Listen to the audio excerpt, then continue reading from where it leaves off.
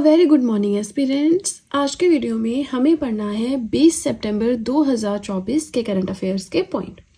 आप सभी से बस इतनी सी रिक्वेस्ट है कि वीडियो के साथ में नोट्स बनाते रहें। ये नोट्स आपके लिए काफ़ी ज़्यादा बेनिफिशियल प्रूव होंगे। आज का फर्स्ट पॉइंट है दैट एक नया सेंटर ओपन किया गया है न्यू दिल्ली में। किसके द्वारा? By the university of Melbourne. ये यूनिवर्सिटी ऑस्ट्रेलिया में लोकेटेड है, मेलबोर्न नाम से ही पता लग रहा है ना। तो अब ये जो नया सेंटर खोला गया है ये एक्ट करेगा, सर्व करेगा as the university central hub in India.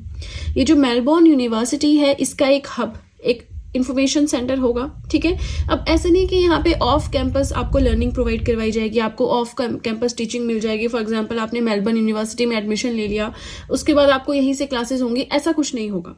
इसका मेन काम ये है कि इंडिया के साथ मिलके इंडिया का जो टारगेट है, लॉन्ग टर्म गोल्स है इंडिया के रिसर्च में, एकेडमिक्स में, उसमें हेल्प करना। ठीक है, तो रिसर्च फील्ड में, डेवलपमेंट फील्ड में, एकेडमिक फील्ड में यूनिवर्सिटी ऑफ मेलबोर्न इंडिया में नया सेंटर ओपन करके यहाँ पे एक तरह से रिप्रेजेंट करेगा ऑस्ट्रेलिया को, जो भी एग्रीमेंट साइन हुआ है उसके तहत। नेक्स्ट आता है गवर्नमेंट के द्वारा चलाई जाने वाले एक इंस्टीट्यूट है ऑस्ट्रेलिया का, एंड ऑस्ट्रेलिया का नंबर 1 इंस्टीट्यूट है। ठीक है, इसी के साथ मेलबोर्न कहाँ पे है, मैप पे देखिए ईस्ट वेस्ट कौन सी लोकेशन में है। दूसरा, ऑस्ट्रेलिया की कैपिटल क्या है, इसकी मैंने आपको एक ट्रिक भी बताई थी, अगर याद है तो कमेंट सेक्शन में बताएं, अदरवाइज नेक्स्ट वीडियो में बता दूंगी। आगे चलते हैं, सेकेंड न्यूज अपनी देखते हैं। एशियन चैंपियंस ट्रॉफी किसने जीती है? इंडियन मेंस हॉकी टीम ने जीती है चाइना को हरा के। कहाँ पे हुई है trophy? Moqi hockey training base Hulunbuir China में हुई थी। चाइना में हुई, चाइना को ही हराया इंडियन मेन हॉकी टीम ने। दूसरी बार लगातार हम जीते हैं, 2024 में, 2023 में भी हम जीते थे। यहाँ पे इंडियन टीम ने 6 टाइम लगातार जो है इस टूर्नामेंट, नॉट लगातार 6 टाइम टोटल खेला है, क्योंकि बीच बीच में गैप्स भी आए हैं ना जब नहीं खेले।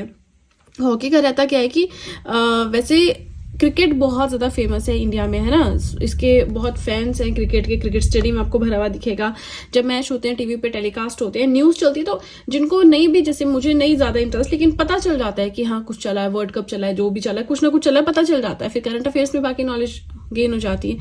हॉकी का इतना नहीं रहता है ना। चलिए कोई बात नहीं। थर्ड पॉइंट हम देखें, new country manager of Amazon India. Amazon आपको पता है ऑनलाइन शॉपिंग हम करते हैं, ई कॉमर्स कंपनी है, American multinational and e commerce company है। तो अमेजॉन इंडिया वाली जो ब्रांच है ना, इंडिया जो रीजन है, इसके न्यू कंट्री मैनेजर बने हैं समीर कुमार। अमेजॉन इंडिया के फाउंडर, नॉट इंडिया, अमेजॉन जो पूरी कंपनी है, मल्टीनेशनल कंपनी है, इसके फाउंडर है जेफ बेजोस। हेडक्वार्टर्स है सीएटल, वॉशिंगटन, यूएसए में।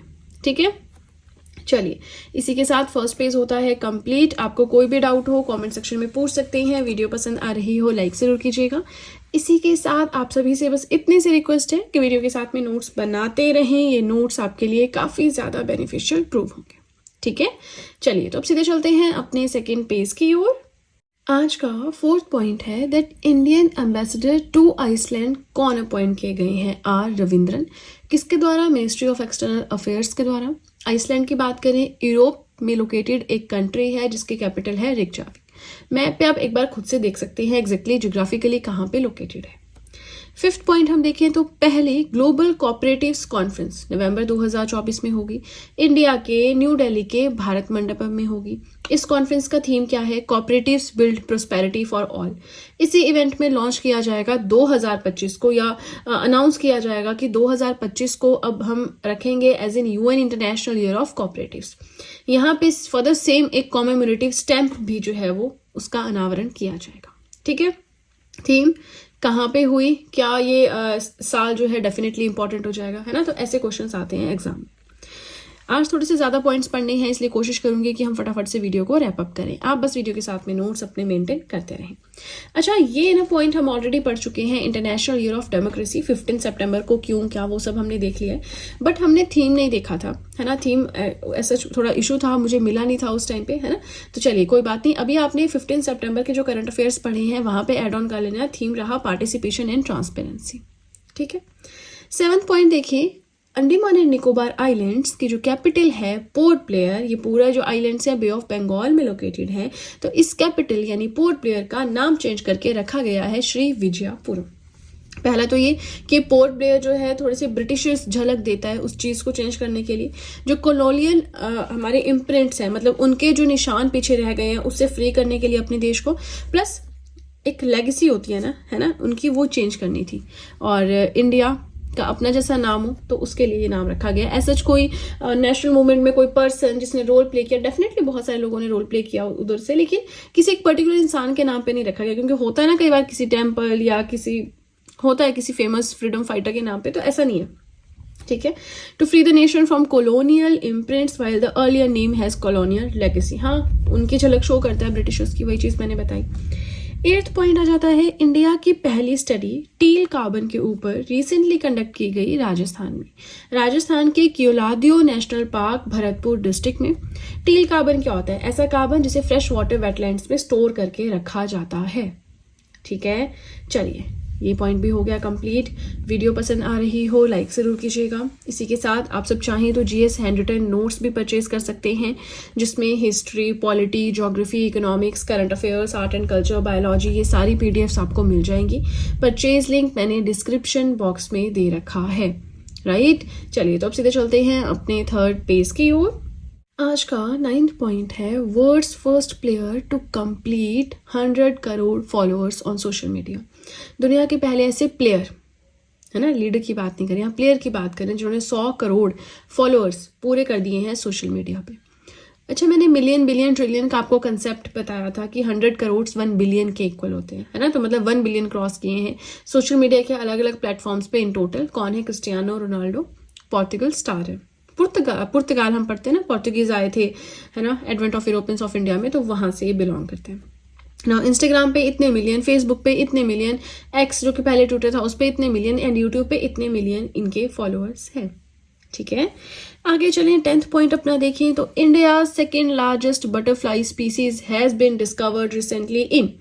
इंडिया की दूसरी सबसे बड़ी तितलियों की स्पीसीज रिसेंटली डिस्कवर की गई है मदुरई, तमिलनाडु में। वहां पे एक सैटेलाइट कैंपस है अमेरिकन कॉलेज का, वहां पे इस स्पीसीज का नाम रखा गया है द सदर्न बर्ड विंग, और इसका विंग स्पैन, मतलब जब ये पंख खोलती है ना अपने, तो 190 mm इतना तक फैलता है ना। अब ये तो है second largest butterfly species. Largest butterfly species कौन सी है? गोल्डन बर्डविंग है, जिसका विंग स्पैन, पंख अगर फैला दे तो 194 mm है।